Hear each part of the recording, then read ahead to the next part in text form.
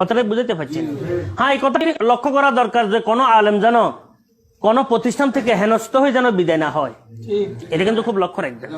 আমার দেখা মতে বহু প্রতিষ্ঠান যেখান থেকে আলেম ওলামারা এনে হয়তো হেনস্থ হয়ে গেছেন, মনে কষ্ট নিয়ে গেছেন, দোষ ত্রুটি সবার আছে, কিন্তু দোষ অনুযায়ী তার সাথে ব্যবহার করা হয় নাই, অতি ব্যবহার করা হয়েছে, অতিরিক্ত তাকে দোষারোপ করা হয়েছে।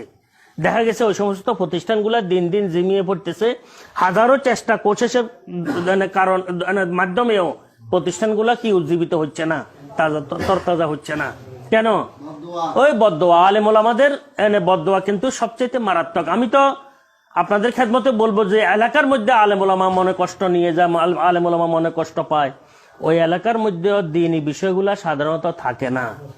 হুজুর আকরাম সাল্লাল্লাহু আলাইহি ওয়াসাল্লামের জন্ম মক্কা নগরীতে, বায়তুল্লাহর পাশে। মক্কাবাসীরা কষ্ট দিয়েছেন, হুজুর সাল্লাল্লাহু আলাইহি ওয়াসাল্লামের আসল মোবারক মাজার হয়ে গেছে কোথায়? মদিনা মুনাওয়ারায়। মক্কার মানুষের অবস্থা দেখেন আর মদিনা মানুষের অবস্থা দেখেন, আসমান জমিন তফাৎ। মক্কার পরিবেশ দেখেন আর মদিনার পরিবেশ দেখেন, আসমান জমিন তফাৎ।